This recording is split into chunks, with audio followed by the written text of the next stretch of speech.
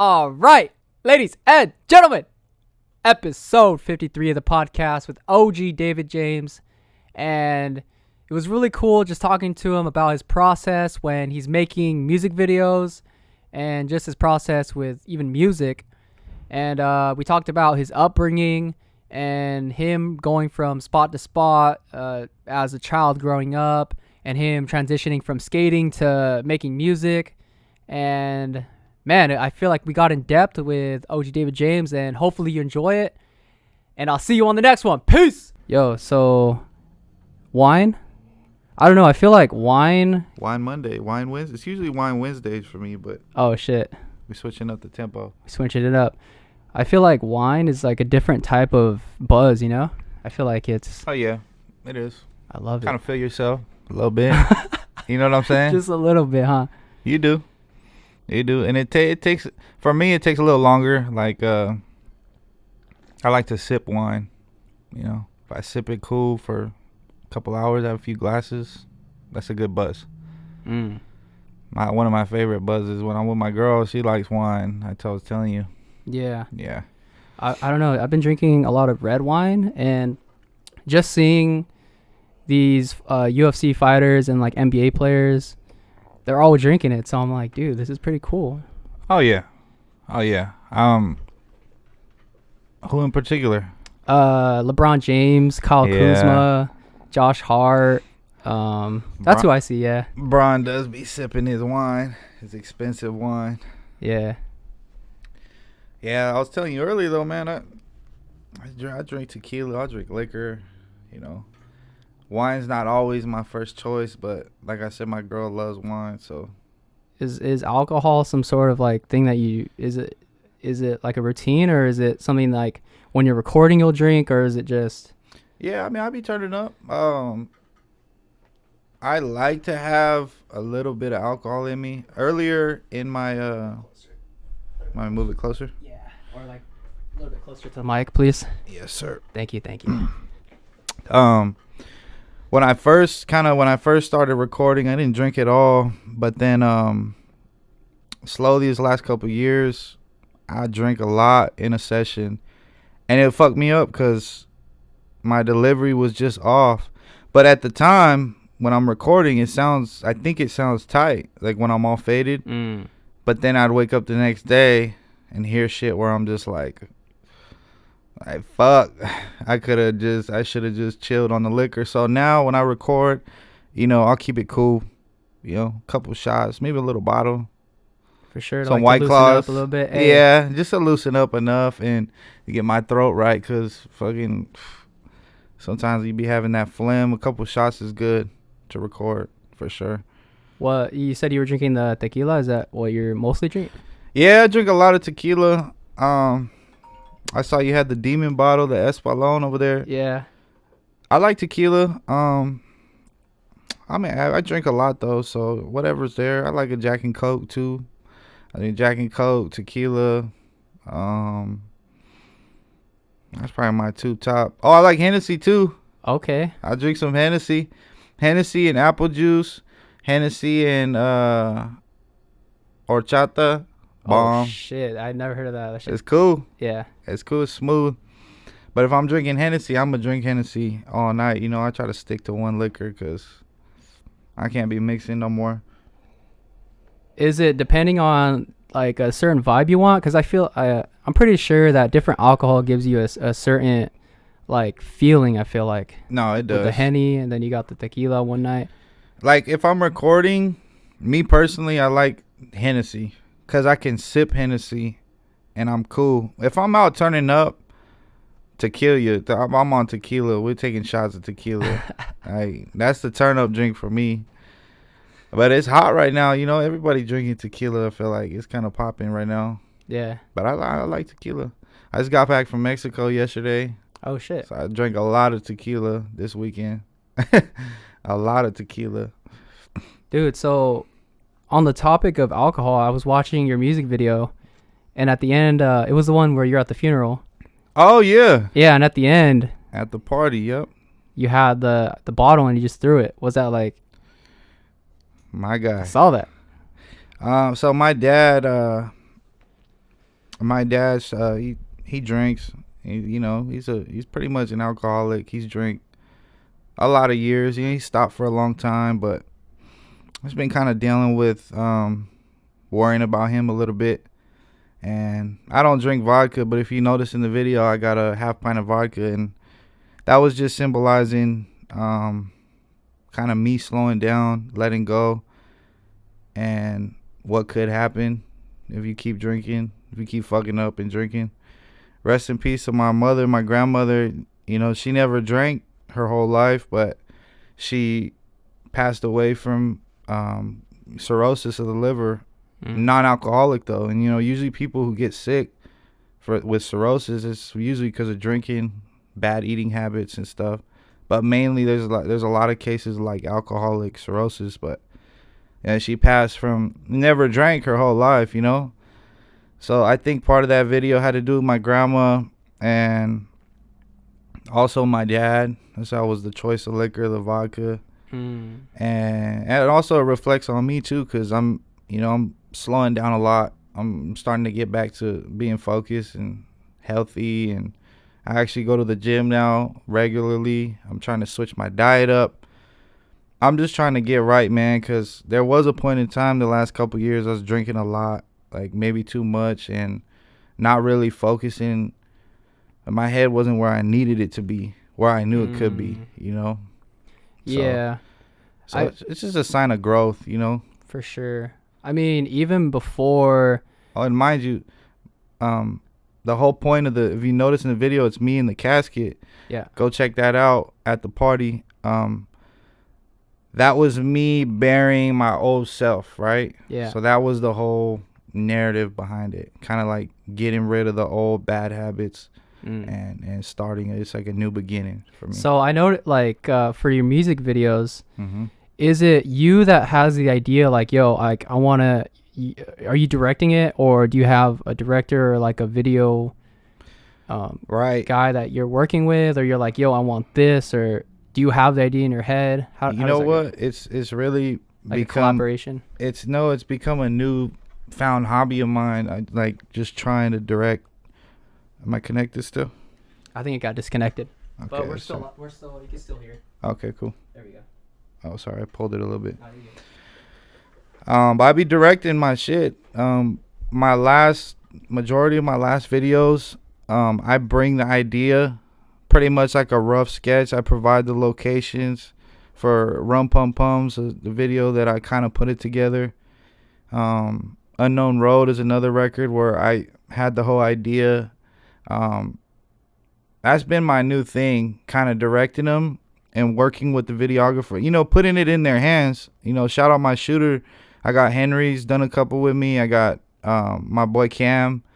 I try to give them an idea and set it up for them and tell them kind of how I want it, and they do their thing with the camera, and kind of put it together for me. So it's a collaboration. But yes, I've been like trying to make sure my videos are tight, because trying to just be different, because I noticed videographers, they're not like, they got to work too, they're trying to get a bag and do their thing.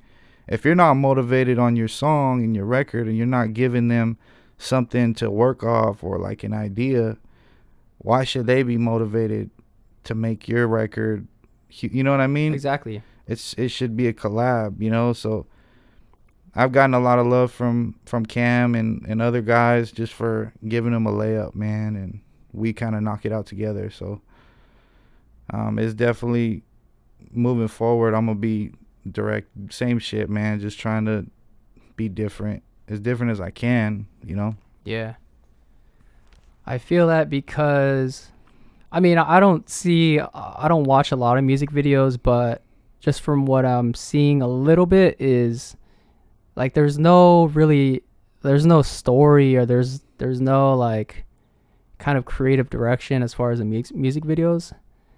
Just from what I'm seeing, just a little bit, and You're talking about like in general? Yeah, right in now? general, yeah. You know what I'm saying? Kind of the pull up to the. Let's go in front of some cars and open the car doors. Let's have a couple bitches here. Let's pop a bottle, throw some money.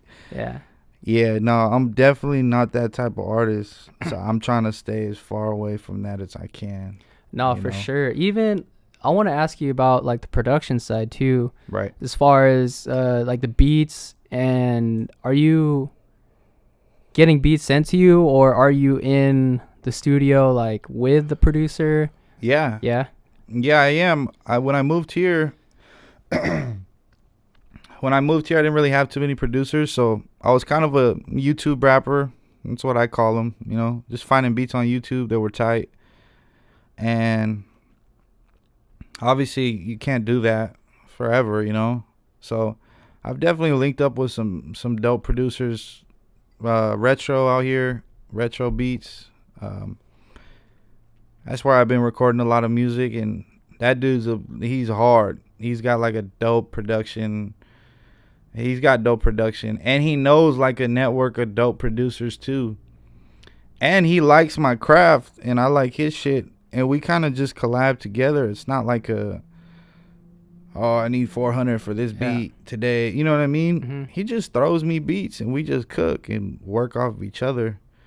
And that's kind of been my main source of beats for a minute now, you That's know. hard. But before that, on the project I have coming up, there's a couple YouTube beats just because I've been sitting on these songs for some of them for 4 years. Like these are old, some of them are old records. I just wanted to wait. So some of them are YouTube beats, but I got production from a few guys out here, and I got a couple connections in Reno too, where I'm from. That's what I was gonna ask you. Yep, definitely got a couple guys. There's two producers from Reno on the project. Flory's on there. He's pretty popping. He's got a dope sound. Yeah. But yeah, I kind of bounce back and forth. I don't like doing the internet shit, so to speak. Like it's cool, but I like to know the producer. You know, Mm-hmm. I like to meet them and connect with them and build a relationship first and foremost. You know. Yeah. Yeah. I feel that, and also even just like the collaborative effort of whatever you're doing, like with video or with the producers. I feel like Yep. the art or whatever comes out of it is way better than without that connection. You know. Oh yeah.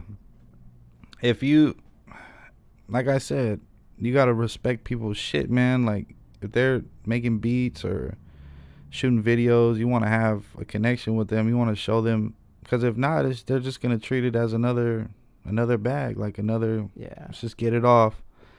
I talked about this too with the homie Eddie, where it's like, even Yeah. beyond the music, it's like we're just humans. You know. It's like At the end of the day, at the end of the day, you know. nobody's. Yeah, you're not so famous, or you know, it's even if you are hot and popping, like it's all a business. We're all people, so I try to treat people like a business, because you have to treat it like a business if you want to be treated like a business. You know, my brother up in Reno, JT, he's got a whole label, full price music group, and you know he pushes that a lot. Like you gotta pay the full price, man. Mm-hmm. You gotta, you know, he doesn't flex prices for anyone. Doesn't matter who it is. Yeah. He's done work already. He just kind of started doing video work, but he's connected with a bunch of big artists, you know, so from the Bay Area. Mm. But it's just the fact that it's a business on both sides. Even studio time. I'm sure you get people coming in here trying to get free this, free that. Well, I don't know who you bring in or if you run sessions, but For me, it's like I would only record the homies and myself, and I feel like that's it, because there's just so many things to do, and I don't want to spread my time out like recording other artists, you know. And no. but I mean, that's just what I want No, out yeah. of my time, you know. Definitely, and that's how my the guy I've been recording with out here, Ty Retro, he's the same way, you know. He shows mad love to his people, people who reciprocate the same love, and you guys just build together. But if you're kind of on your own, you got to expect. I've spent thousands and thousands and thousands of dollars. Been rapping for like about 6-7 years now, like studio rapping, and I don't even want to count how much money I spent. I've invested So someone who doesn't want to invest in themselves, it's like it's hard to take them serious because guys like me, I put in a lot of footwork, a lot of money, a lot of time, um, a lot of writing, a lot like it's not just overnight. Like you kind of try to build yourself up the best you can and respect people's prices, but they'll respect you back too if you know. Like when I linked with Cam, it was kind of just instant because I knew what I wanted, he knew what he wanted. We met at a price, and that was it. We got to work. You know, that's how it should be. And like I said, I gave them an idea. You give them an idea, you can make dope shit, and they'll start looking at you different. You know, and I guess it's just tips for artists who are making music or whatever. Build that relationship, man. Throw that bag down and be serious about it, and you'll see you'll start to build more solid connections with people. Like I feel that way with anything you do in life, really, but especially music. Yeah, that quote. It's like your network is your net worth. Absolutely. Yeah, that's key, man. It's and you don't have to be best friends with everyone. You know, I have a really small circle of people that I kick it with or collaborate with. But when it comes to music, I try my best to get out there and meet as many people as I can. It's a small world. It can be a small world. You can run into anyone. That's why I do these shows and try to, you never want to be too big-headed or think you're too cool because it's like people don't care about you like that, Well, seriously, no, that's facts. You could be the dopest ever, and everybody gonna, but really, like, nobody cares, man. It's all like, you do what you love, and I do what I love, and just try to be positive all the way through. So you grew up in Reno, you're saying? Yes, sir. I was born here at St. John's, right down the street, and then when I was about 12, my dad just picked up and left. He found some bitch on MySpace. Damn. She's not a bitch. Excuse me. That's the mother of my baby sister and brother. But I'm just thinking, he found some girl on MySpace, right? Or however he met her. I just remember MySpace a lot. Shout out Tom. Is that Tom? Yeah. I thought Tom Facebook. Is it the same shit? No, Facebook is Mark. Zuckerberg.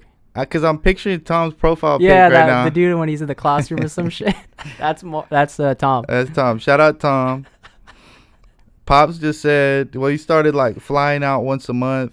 He'd be gone for a weekend to Reno. And then one day he was just like, we're going. And I was like, fuck, all right. Wait, so before you go on, at that time you said you were 10? No, I was about 12, 13. I was going. So middle school kind of? Yeah, I was leaving 8th grade. So, okay. So at that time, I'm sure you had a bunch of friends. Yeah, I did. I knew a lot of people out here. And when you moved, was it hard to, or how would you describe the move at least? I mean, it was weird. I was excited because me and my dad had been living with my grandma, and I also lived in the Timbers. It's kind of a shitty apartment complex. I always was bouncing around growing up. Both my parents never really had a spot. My mom did a little bit, but she struggled with her own, her own demons, and I was away from her like since 3rd grade, and so I was just ready to start fresh, like have a family, I was ready like to go with my dad, him be happy, he's got a girl, go get a crib or have my own room, I was sharing a room with my dad or in the living room pretty much my whole life. So I was excited personally. I missed some of my friends for sure, but I was just ready to go, for sure I was ready to go. How long did you stay there for? I went to high school out there, and that's where everything kind of started for me, like music, and we moved to the lower end area in Reno. Like I went to Hug High School, so It's kind of different for me. It was that like we were in like Section 8 apartments right there in the hood. It was cool. Met a lot of people there. Started rapping there. I used to skate a lot too. I was heavy on skating. I didn't really know what to expect because we bounced around a lot there too. Like we were in a few apartments from freshman to junior year. We had moved around a lot, and senior year was kind of bouncing. It got real rough. Like we're in motels, hotels, like trying to live, and I was doing music, working at that time, so it was just hard, man. It was as I was saying, music kind of saved me because I didn't have not much to look forward to. And when I met my girl and got into music, it just kind of like, that was my thing, you know? Wow. I was just so focused on that, that it kind of took all the drama at the crib or wherever we were at. My dad, you know, it just took all that shit away, and I was able to focus on something. And I had a good network of people, like my best friends that are still my brothers to this day, that kind of helped me through it, you know? So it was cool. I might have never found music if I wouldn't have gone there. So I'm thankful, man. So before music, you said skateboarding. Was that something that one of your hobbies? Yeah. Even before that, what were you? Did you have anything that you were like that you wanted to do, or any hobbies that you thought of? Played a little sports growing up, but skating was my thing. Like, I personally thought somewhere deep in the back of my head, I'm gonna do something with skateboarding. But as you get older, it's like I realized pretty soon, by senior year in high school, I was like, okay, this probably not gonna make me any money. Like, skating is, there's so many good fucking skaters. There's little kids, bro, like 7 years old. Yeah, I seen it like a 4 or 5 year old, bro, dropping in and doing Just ripping like a 180 or some shit like that. Dude, 5 years old, bro? What the fuck? That's what I'm saying. I was on training wheels. Dog, you start to realize, and obviously social media just didn't make it any better because you're scrolling Instagram and it's like, what the fuck? Like, you see it all. So I kind of just drifted away from that slowly. But I love skating. I would still skate a little. But I started like locking in on music. Every check, this dates back to 2014, 2015. Every check I was boom, boom, boom, recording. I didn't even know what I was doing. I was just making music, and music or skateboarding just eventually stopped, you know, completely. What was it like at that moment? Where you had to either buy the equipment or to learn how to record? Where did you set up? So I didn't know it was possible to be a rapper. I thought like it was like you gotta be rich or something. Honestly, in my head, I had no idea what a studio was. I had no idea people had them at their house. Me and Carlos, my best friend Los, we had a little group going, and he set out and went and found a studio. And we linked at this little kind of trap closet. It's like a little closet studio in Reno by the hospital. And I was recording music. And this is shit I had been sitting on because I did a lot of freestyles and I would rap at the house. But I didn't know it was like a real thing. You could record yourself and like do it yourself. But I didn't have a setup to really do a studio. So when I found someone, he overcharged the fuck out of me for a shitty mix. It was horrible. Like, I probably still have those records, but yeah, they were bad. I wish I could play them right now. And Beats too? YouTube. Okay. Because I started finding beats on YouTube. I would do instrumental beats, you know. That's when Drake was dropping, what was it? If You're Reading This. Oh, okay. So, and Good Kid, Mad City was out, so I was remixing beats. just freestyling them and writing down shit.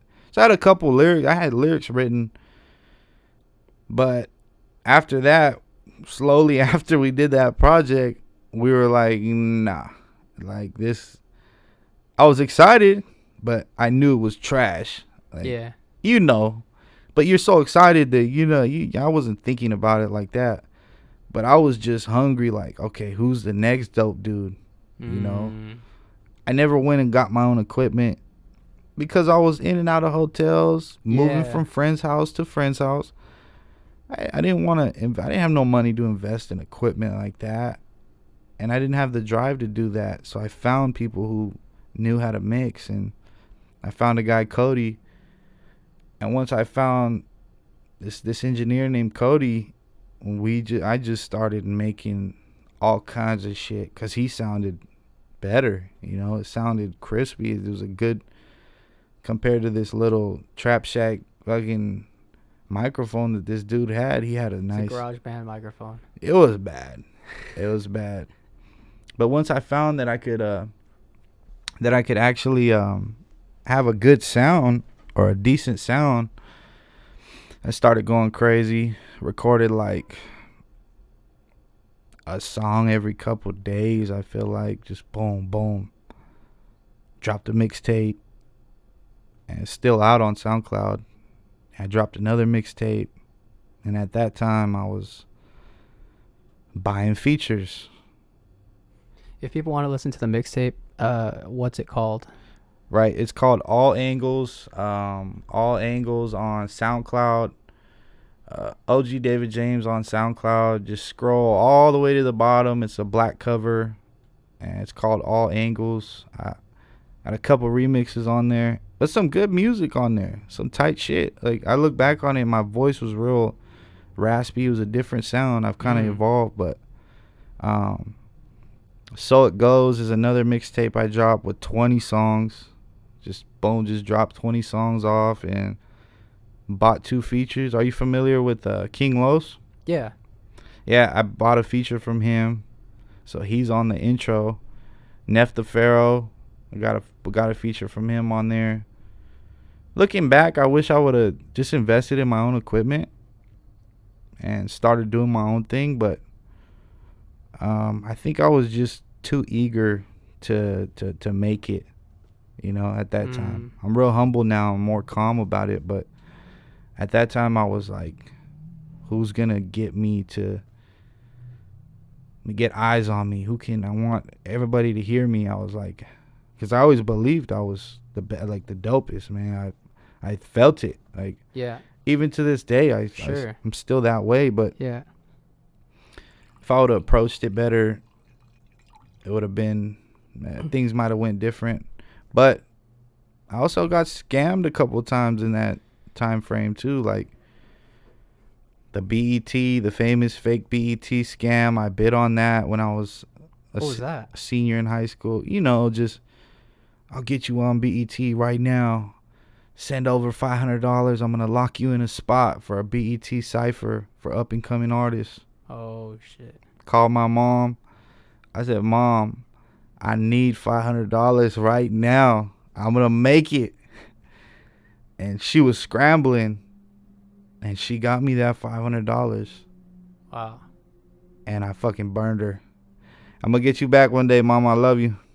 But got burned there. There's also another scam artist out of Vegas who swore to God he was gonna get me a Playboy Cardi feature. Sent me contracts, FaceTime me, the whole number, and sent him $1,500 in increments of 5. Ghosted me, burned me there too. And I think at that point I realized, like, I'm gonna just slow down, focus on my craft. And like, I've taken a lot of L's along the way, and that's what I mean when I say I've invested a lot of bullshit into just trying to make something happen. Yeah, bro. I feel like even L's, and I'm pretty sure you know this too, L's aren't even losses, bro. They're wins at the end. You know what? Hey, amen to that, bro, because I think to myself, what if you would have got a Playboy Cardi feature? Yeah. at that time, right? Let's say I do get that Cardi feature. I look back, I'm like, I wasn't even solidified as an artist. If I would have blew up like that, it might have been an overnight scam on my image, Mm-hmm. like on my whole vision. Now I have my vision in line. I feel comfortable now, but back then, some would have popped off. I wouldn't have known what to do with it. I was still stealing beats on YouTube. What year And would you say that was? that was like 2016, Okay. like 6 years ago now. No, Yeah, six. 6 years ago. And I'm just thankful that I got burned. It taught me a lot, because I didn't know shit about the rap game or whatever. I just was just going. Got a lot of love in the city, though. To this day, I still have a lot of support from that city, just because I was going hard. Everybody saw I had a different vibe I was bringing, different sound. Never been on like no street shit or anything. It was just Mm-hmm. kind of like real life, just making dope music. Well, what I thought was dope. And I'm glad it helped me build a lot, confidence. And when I came here, it was a whole different. I felt ready. When I moved here, it was like, all right, let's go try to build something in a new city, kind of fresh start, Yeah. for sure. And just a little bit more on that time before we move to when you moved. What would you say is something that you've learned from that time, other than, I guess, the scams? Fucking scams. I had to bring them up, man. That was some bullshit. I think the biggest lesson was just be patient, be humble, because being a hothead or like a dick to people, or it's not gonna get you anywhere. Being cocky and shit like that. I've really grown up a lot from, loving my family, spending time with my family, focusing on one female, my girl only, and building around that. Feel like I was trying to live too fast. I used to sell weed, do all kinds of dumb shit. And then I look back, like, that wasn't really me. I was just trying to get my music out there, but I was also finding myself, and I feel like I was too focused on the end result, not enough appreciative of the steps I was taking to get there. So now, I don't stress any of that. I just take every day, moments like this, man. I'm enjoying this. I'm just enjoying all the little steps, the baby steps that I'm taking towards the end goal. But losing my grandma, I realized there is no end goal, Just enjoy every day, man. Enjoy what you're doing. Love your people. And just be as positive you can. I'm not perfect either. I'm a dick sometimes too, I'm sure. Everybody slips. But overall, I'm just trying to become better every day and more understanding of people's situations, and just being happy, man. I sound a little sentimental. I don't mean to make nobody cry, but I felt like just at that time, it just wasn't grounded. Absolutely not. But now it's like I feel it, and even I see it too, bro. Thank you, man. I appreciate that. Yeah. It definitely was scattered back then. Even when I first moved here, just how I carried myself on social media and how I approached people, and that goes back to what I was saying earlier about it doesn't matter who you are. You're not hot shit. Like, just be cool, be positive, and just enjoy the walk, man. So I'm appreciative of everybody I meet now, good or bad. Not everybody's perfect. somebody might be going through something you don't know about. So uh, it's a good lesson to carry through life for sure. Mm-hmm. And then just around that time, when you started making music, was there a certain moment, or did you like hear something and you were like, yo, like it inspired me to make music? Or what were you listening to? No, yeah, at that definitely. time? I got kind of a weird story. I grew up listening to punk rock music, you know. My dad's big on punk rock, so bands like Bad Religion, um, Pennywise, fucking Minor Threat, like Agent Orange. I was big on punk, and my uncle played guitar his whole life, so I was pretty sheltered from like rap music. I didn't, obviously we know Biggie and Tupac, and as far as the culture, I even tell people today, people get surprised. They'll bring up names. I'm like, wow, fuck, I don't know. like I don't know any songs, but I really got into music when I moved to Hug, to the high school, and that was the culture there. And that was the year that Drake dropped Take Care. Oh shit. So I didn't know who Drake. What year was that? 2011. 2011. Okay.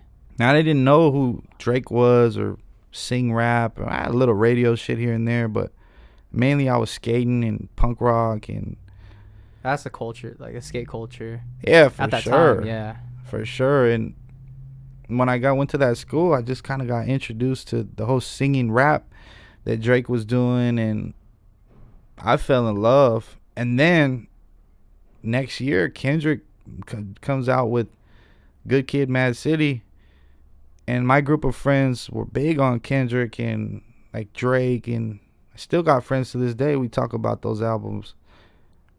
And then the next year, J. Cole drops Forest Hills, and I was just kind of sold. Like, I have those albums on my wall, all three of them, because it was just like one year after another, there was great fucking music. Oh shit. And I fell in love with rap. I started looking into all of Cole's mixtapes, got into Jay-Z's older shit, started like doing my own research, got into Drake's older mixtapes and Kendrick's older shit and Kanye West's older shit, and I just started trying to figure out my sound, I guess. Like, those are the albums though, that era like of music that really turned me into like, okay, I want to try this, for sure. You ever listen to I think fucking Chance the Rapper dropped Acid Rap? I think, yeah, around that time. Oh dog, Cocoa Butter Kisses is still a hit. That's a great record, man. Yeah. His whole vibe, how he was so different. It was different, bro. Okie dokie, alky. Just that like swag he had. It was tight. That was definitely an era. And a lot of shit changed when I really got into music. Like Yachty, that's when the Yachties were coming up. 2016, the Kodaks, and I wasn't really on that wave. I didn't have that sound, so it was hard to fit in. But over the years, it's slowly kind of getting back a little bit, and I'm finding my sound more. So it's a good time right now for me in music. Sure. Yeah. But it was weird. Oh, funny story. I told you I had a Neff the Pharaoh feature on that first mixtape, or the second mixtape. It was $2,000 for this feature, and I had no business spending $2,000 at that time. I was broke as hell, trying to figure out life. But we had been hitting up artists, and we had Neff the Pharaoh for $2,000, and we had Lil Yachty for $2,000 before he blew up, right? This is another one of those stories where it's like it was God kind of maybe humbling me, but I took the Neff feature. What made you want to do that? Oakland. I'm not sure. I'm not familiar with them. Yeah, we were in the Bay. Like, Reno was heavily influenced on the Bay Area, so all these Bay Area artists were what was hot in the city. SOBRBE. When you say Reno, I thought you were talking about Nevada. It is. Okay. So it is Nevada, but it's northern Nevada. So it's right at the tippy top, about 2 hours from Sacramento. And, you know, Sacramento's Bay Area. Okay, yeah. So the influence, I see. you know, it's like right there. So at that time, it was a good move for me in my city. And I'm sitting there like, Lil Yachty, you know, who's Makes sense. Yachty? I didn't listen to Lil Yachty at that time. I didn't know. Mm-hmm. And we turned that down, and Yachty just fucking exploded. Like, huge, bro. And it was just like, I'm on to something, but I fumbled that one. Now looking back, I'm glad I didn't take it, because once again, it might have been a setup for some bullshit, you know. Wouldn't have been ready for it. So. And then, so you moved here, was it, you said 2016? No. 2011. Back. Yeah, 2010, 2000. Oh, moved back. Yeah. Sorry. I moved back here in 2018. 2018, okay. Feels like it's been a lifetime, but I've only been here like 3.5 years, bro. Yeah. But like, that was prior to the COVID stuff, which I feel like that's when so many artists started coming out. They did. When I moved back, it wasn't like I necessarily wanted to come back. I miss my grandma. I miss my grandpa too. But I was kind of like with my dad my whole life, you know, and we kind of left on. We'll always be on good terms, but it was a shit show when we left. There's actually a song. I don't know if we can play it in the live stream. Play it, bro. Let's play it. It's called 4th Street. Is it on a YouTube or is it? It's unreleased. It's off my album. I don't know if I can airdrop it or something. Drive? You have Google Drive? I have Dropbox. Yeah, you can send it through Dropbox. Okay. So this record, the project will be out by the time this podcast comes out. So go check out 4th Street. I wrote this song right when I left because I was living on 4th Street, downtown Reno, bouncing motels, and we were at the 777 Rancho 777 motel. That's my email right there. All right, cool. I'm so shitty with Dropbox. Give me 1 second. Oh yeah, you're good. So the title is 4th Street? The title is 4th Street. I think it's track 5. But yeah, this was a tough time for me because I felt like I was leaving everything behind that I had built. But times just got too tough for me. Let's see the email real quick. And this is the album that you're dropping. Yes, sir. Very soon. Yes, sir. We had some issues with it was an issue. They thought one of the names was trademarked for production, but it wasn't. So I got it cleared, and it should be coming out soon. I'm looking for the email. I'm blind. There it is. B Dale. So Instagram. Yeah. Maybe a snippet of the project though. That'll be dope. Sure. But yeah, it was just a shitty time, man. I was with my girl, and that's why I'm gonna rock with her forever, cause she stayed by my side. She had a house, her mom's to go to, but she rocked with me even in the worst of times, bro. In the motel, just figuring it out. And this project, it was recorded here? Some here, a couple records in Vegas, and a couple records in Reno too. Oh, okay. But mainly, this was here with mixed by J. Cruz. I'm actually going over there after I handle my business here. Let's go. All right, we had some technical difficulties. Branden faded. I done goofed. I'm not even high yet. He is not even high. Are we gonna play the whole thing? Let's play it again. I love you, buddy. Shit. I'll see you in California. See you on Tuesday. Alright, I'm ready. I love you. Good night. I love you. Wait up, wait up, wait up, wait up, wait up, wait up, wait up, wait up, wait up, wait up, wait up, wait up, wait up, wait up, so lonely, let my heart up on 4th Street. They don't know what that cost me. When will I be home? Oh, save that. Don't want no sorries, I'll take that. By myself, it's amazing how I got it alone. 7-7, I got me a check. 7-7, I got me some head. 7-7, you let me for dead. 7-7, you know me the best. On the strip in the night, it get cold. On the strip, I was riding the boat. On the strip, I was stuck in the zone. On the strip, we had money to blow. I'm lazy, you showed me what love me, Matthew.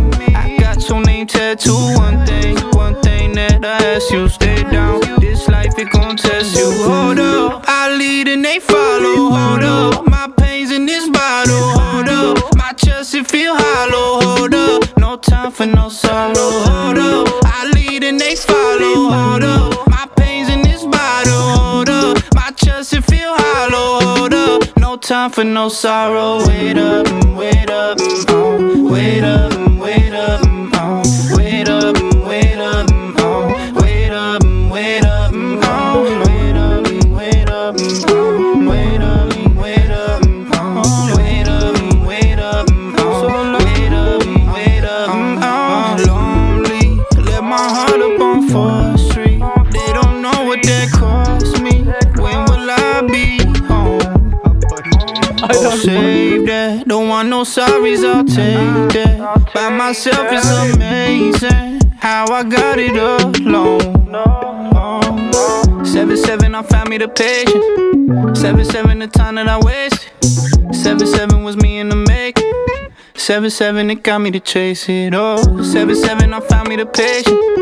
7-7, the time that I wasted. 7-7 was me in the making. 7-7, it got me to chase it all. Wait up, wait up, wait up, wait up, wait up, wait up, Cheers, man. wait up, wait up, wait up, wait up, wait up, wait up, wait up, wait up, so lonely. Yes, sir. We're saying 7-7 Yes, sir. is the hotel that you were staying at. Yeah, Rancho 777. But it's actually Rancho 777. It's right there on the strip. Middle of 4th Street. Right there by the shelter and a bunch of other spots. Casinos are right down there. So that was the last. Can we show the camera Yeah. the corkscrew inside the wine bottle? Dude, I hope you like hold on. Look at him. Our boy cooked. Sauteed. B-Dale sauteed. Hey. Nah, I'm kidding. But yeah, so it was like a double meaning because Reno is 775, the area code. And I also was staying at the 77, so a couple lines in there. I'm, 7-7, I found me the patience. 7-7, it taught me to make it, It was just kind of, I was speaking about leaving that spot and what it taught me to live there and what the city taught me, Yeah, the growth, it reminded me of just the whole conversation we had where you pretty much learned a lot, and you were saying it kind of humbled you too, and it just reminded me of that. That's the blessing, bro, because that was the whole, that was the vibe that I was going for. And you can't really hear it, but in that hook part, wait up, I'm gone. Like, that's what I'm saying. Doesn't really sound like it too much, but it was like saying, wait up, kind of talking to my dad, and then I'm gone, because I left that day with no real goodbye. I think my dad left in cuffs that night. Oh, fuck. Yeah, he was faded. He was faded that night. And we just packed up and said, man, I'm gone. I told my girl we're going back home. My grandma's offering us a spot to build, and my grandpa too.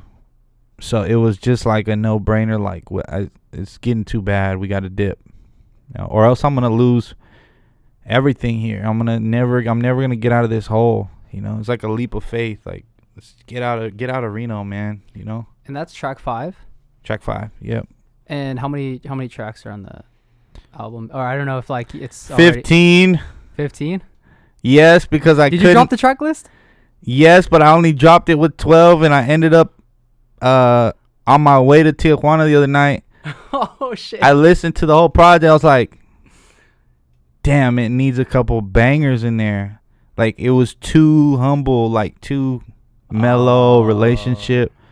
So I threw like 3 records in there in the mix of just kind of heaters, more bangers like that you could play in the club, or you could, just bops, more bouncy vibes, because I was super set on the track list. But like I said, I listened to it and I'm like, man, this is almost too humble. Like, fuck, I had to turn up a little, like, too sad, because I'm not a sad person. I'm happy all the time. So when you hear the project, people might be fucking confused, like, damn, what's he going through?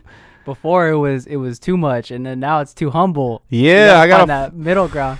Bro, I gotta find the median, man, because it's still a great project. No, for sure, yeah. There's different vibes on there, but it just needed some heat, man. And I did that. I threw a few in there that are gonna keep those who aren't really into that conscious, humble, relationship shit. It'll keep them entertained, and maybe they'll find like, oh, I like this record the most, because it's less humble, more, turn up. Some dope features on them too, on the couple records that I threw back on there. So it just brings it more. It just keeps you listening, because no one wants to hear 15 songs, and I'm aware of that. Like, a lot of people ask me, oh, do 8 songs. Yeah, but I'm trying to put a body of work out, man. Sure. I want it to be a decent sized body of work that showcases everything that my favorite songs, And if I can't let go of a couple songs, I can't let go of them. I just put them all on there, 15 that I really thought were dope to keep everyone listening the whole time, hopefully. But the one that you played, the reason why I asked you what track it was, well, you said it earlier, but it feels like a transition to, like, I don't know, it feels like a middle of the album. It definitely is. Yeah, there's 15 songs, but there's 15 songs, but it's definitely like that median, It's a good turning point in the project, and it goes into even like your story, Yeah. It definitely goes into, like, transitions into me talking my shit. Like, I got a long rap verse after just all bars. No, I got a artist from Oxnard on there, but just the flow of how it goes together, it fits perfect at track 5. Because I didn't want to put it too far back either, to where some people might not hear it, because I know attention span is everything. And like I said, I don't even want to listen to a 15 song album, even if it's fucking Drake. It's kind of like, fuck, I'm tired. So I wanted to keep kind of the best music more closer to the front, and still have bangers at the end to keep people listening and to showcase that talent. But yeah, I definitely wanted to keep it a little bit closer to the front rather than like track 11 or track 10. So for sure, I think it's a good placement. I've uploaded the album Biggest Little Dream 7 times, and a day before the release, I take it down and I go back and I'm like, okay, I need to switch this. Just overthinking, like, damn, I'm trying to make it as best as, my best body of work. So I would upload and then be like, nah, let me take it down. This needs something. So I made a lot of changes to it in the last 2 months, bro. Like a shitload. And it's nowhere near what it was when I originally was going to release it. So you recently dropped the cover art for it. was that around a week ago, right? Yeah, just about. And for that, was that the moment you were like, it's ready? Yes. Okay. But then I took it And down then again. Yesterday, yeah. Took it down on Friday. It was supposed to it was set to drop on this Wednesday in 2 days. Took that shit down and added a couple more bangers and then uploaded it back up. So now we're looking at March 22nd. Okay. 2/2/22. Bro, I feel like the work, like rushing it. I mean, no rush. Yeah, there's no point in rushing it, bro. Absolutely. I'm not I'm not in a rush. A couple of my friends were like, you're gonna keep people waiting. They're like, if you want to hear the project and it's a couple of days late, that might make you want to listen to it more. I mean, yeah, granted, if I take it down, put a release date of the 16th and drop it in 2 months, like, yeah, that's different. But if I'm about a week off of my release date, I think whoever wanted to hear it, they might even be more interested now. Like, damn, this fucker had me waiting. And the cool thing is I'm dropping a visual to one of the songs on the project that day that I was supposed to drop the project.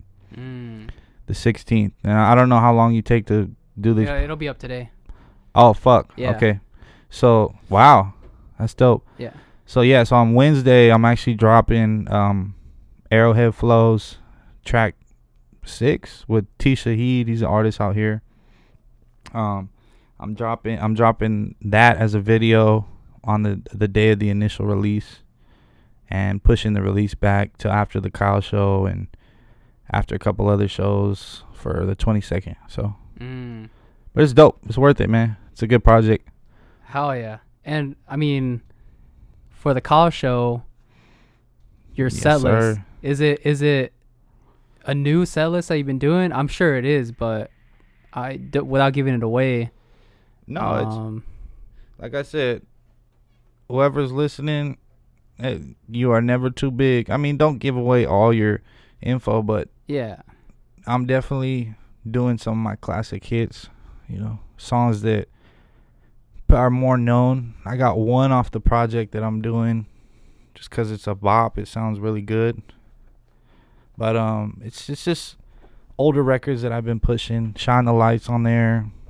9/7 Freestyles on there. Rottweiler's on there. For those of you who listening, if you know those songs. It's a dope set list. The Weeknd's on there. It's a good vibe. I heard they have a good sound system there. So my boy Mark Ford, he's on the set. Chris the Thrillist is on my set too. Hell yeah. He's gonna be hype man. Sarah DJ Sarah, she's gonna be DJing me. We're meeting up tomorrow to go over the finals, but it's gonna be a dope show. It's gonna be dope. We're gonna come prepared, Fuck yeah. because I've done a lot of shows where I wasn't really prepared, just kind of winging it, and preparation is everything. So I took this one a little more serious. I want it to be dope. Sure. Because those fans are not there for me, bro. I sold 50 tickets, so I'm gonna have hopefully 50 of my people. Well, they bought a ticket, I would go. 50 of our people, in there rocking with us. But as far as big artists like that, people come to see Kyle, Yep. So I took that into consideration and tried to make my set as dope and versatile for everyone as I could. So I'm excited, man. It should be dope. It's hard getting out.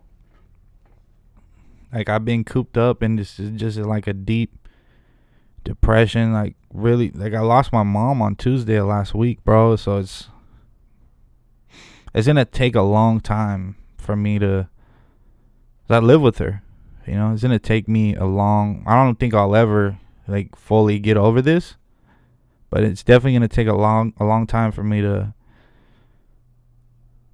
just get back to where I was, because it's a tough loss. It's your mom, right? But she always supported like my music. She supported everything I did, every fucking thing I did. She was like right there. She didn't know anything about rap music or anything, but she was so happy for me. Oh, you're doing another show? Like, wish you luck. You know, she was my number one supporter. She loved everything I did. So me stopping right now and shutting it down isn't what she would have wanted. So I'm going to get out there, man, and do this podcast, you know, just keep doing my shit. Yeah. Trying to stay on top of everything. So, you know, use it as strength. R.I.P., man. Yeah. Rest in love. That was my everything. And just trying to be there for my grandpa. They were married 60 years, bro. 58 years. So the only two solid pieces I've ever had in my life there for me. Like, they're there for me, you know?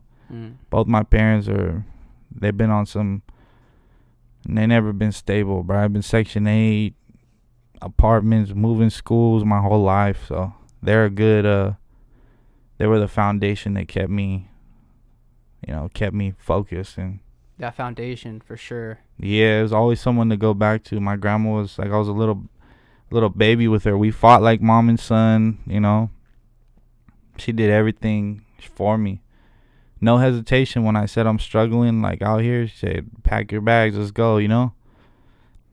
And said, come do your thing, you know, and gave me an opportunity, me and my girl, an opportunity to like get to see the beach and be over here with them. And it was great, man. I'll never take that for granted, for sure. Definitely is weird though, you know, losing someone so close to you.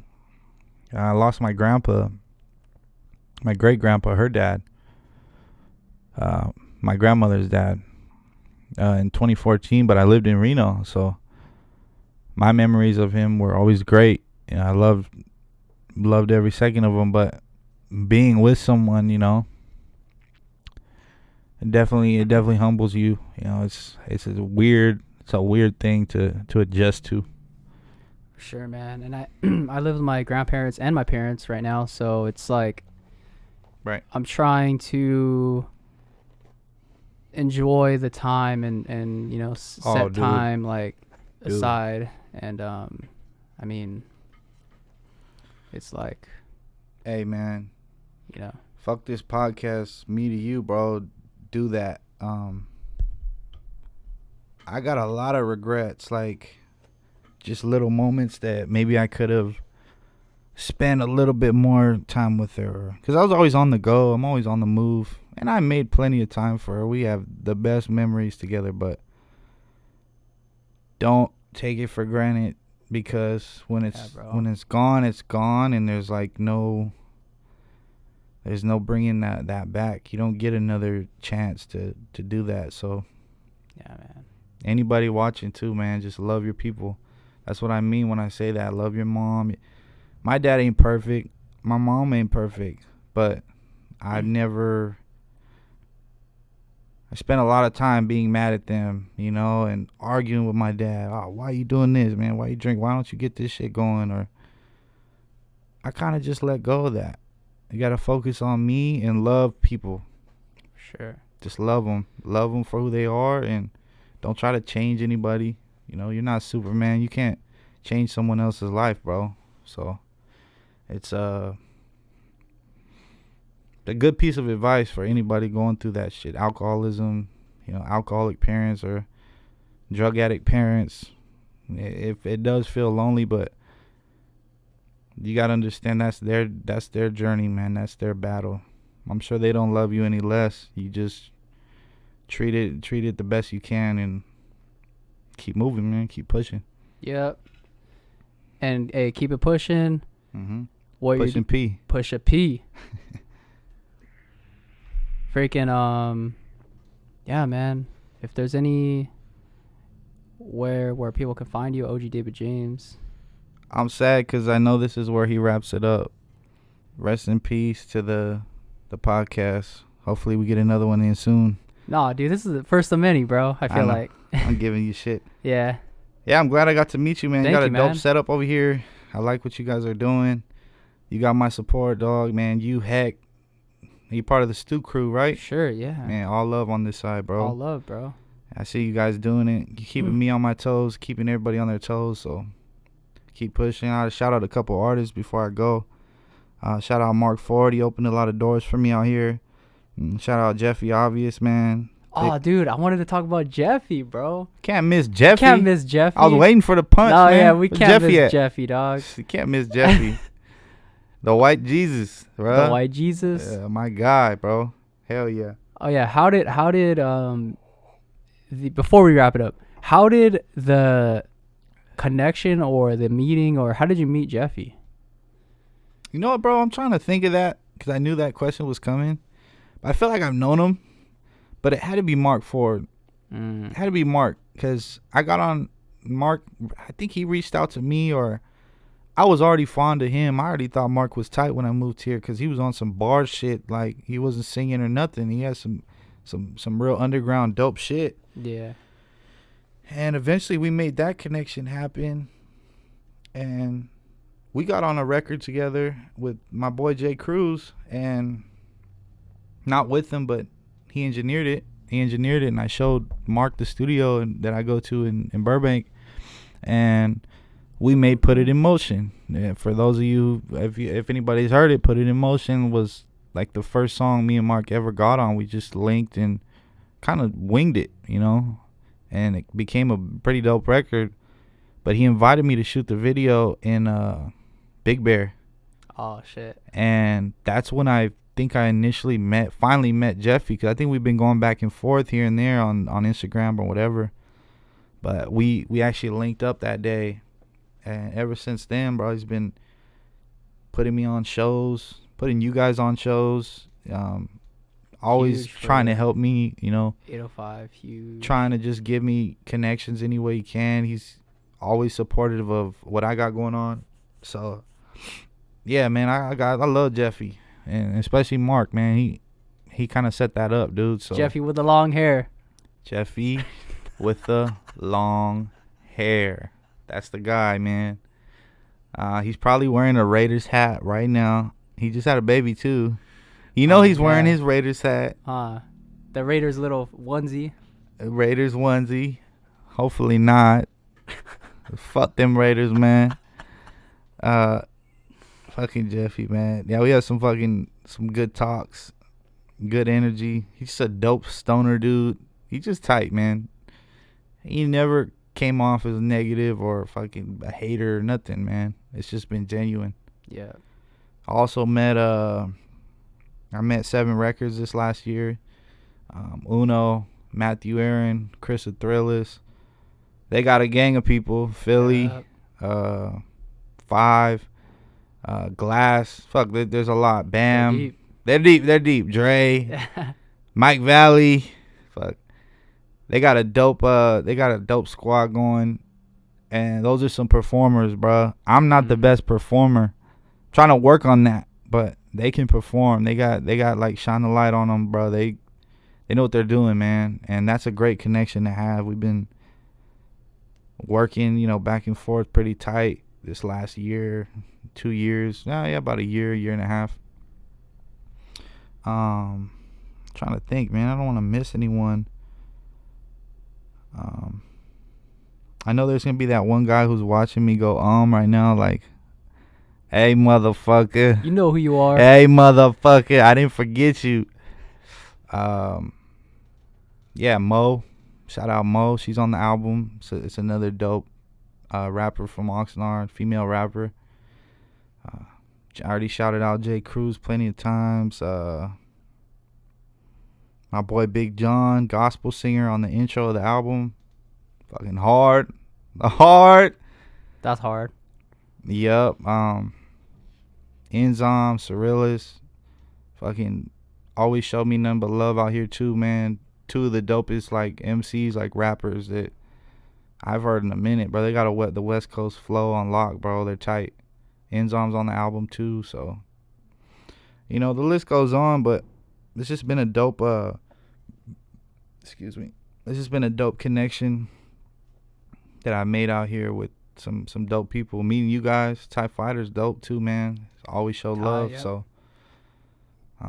overall, just been a blessing, bro, to be here and meet all these new people and get accepted into the 805 kind of community, man, because there's a lot of talent out here right now.